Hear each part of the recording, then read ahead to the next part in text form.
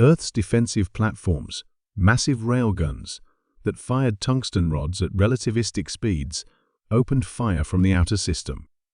Each shot was guided by AI targeting systems that had learned the movement patterns of every known hegemony vessel type. The aliens' adaptive armor proved useless against kinetic bombardment that struck with the force of small nuclear weapons. Bioships that had survived centuries of warfare cracked open like eggs, their living hulls unable to regenerate faster than they were being destroyed. "Sir," Lieutenant Torres called out, "enemy flagship is attempting to retreat." Chen smiled grimly. "Not today.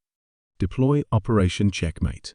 Hidden mines throughout the solar system activated not explosive devices, but EMP generators that had been disguised as ordinary asteroids. The electromagnetic pulse that followed was precisely calibrated to disrupt hegemony bioneural networks, while leaving human technology unaffected. The alien fleet found themselves blind and paralyzed, their living ships' nervous systems overloaded by the targeted electromagnetic attack. Wolverine's squadron moved in for the kill, their weapons now set to capture rather than destroy. Earth needed prisoners for intelligence and technology for reverse engineering. War Prime Kethal's flagship shuddered as boarding pods clamped onto its hull. The last thing he saw before human marines breached his bridge was Commander Chen's face on his communication screen, her expression cold as space itself. "You made the same mistake as all the others," she said. "You assumed that because we're younger, we're weaker. But youth means adaptability, and adaptability means survival." As the Crimson Talon fleet was added to humanity's growing collection of captured alien vessels, Chen turned back to the stars. Somewhere out there, the hegemony would be preparing their next wave. But Earth would be ready stronger, smarter, and more dangerous than ever before. The galaxy's newest predators were just getting started. At first, the Council assumed humanity was bluffing, that economic pressure would force them back to the negotiating table. Surely a young species couldn't survive isolation from galactic civilization. They were catastrophically wrong. Cut off from galactic technology, humanity didn't stagnate, they innovated. Without access to standard hyperdrive designs, human engineers developed quantum tunneling systems that were faster and more efficient than anything the galaxy had seen. Denied alien materials, they created synthetic alternatives that proved superior to the originals. Isolated from galactic communications networks, they built their own quantum entanglement system that operated across impossible distances. Dr. Marcus Webb, Chief of Xenological Research, monitored humanity's progress from his station on Procyon base. What he observed defied every model of civilizational development. "They're not just surviving," he reported to the Council. "They're thriving. Human colonies are spreading at 3 times their previous rate, and their technology is advancing exponentially." The true scope of humanity's independence became clear 5 years later, when their first post-Exodus ships appeared in neutral space. The vessels were unlike anything in the galactic database's sleek, efficient designs that seemed to phase in and out of normal space, using principles that Council scientists couldn't begin to understand. "We're detecting human settlements in the Andromeda approach vectors," Dr. Webb reported with growing alarm. "They've somehow developed intergalactic travel capability. At this rate, they'll reach Andromeda decades before our own exploration missions."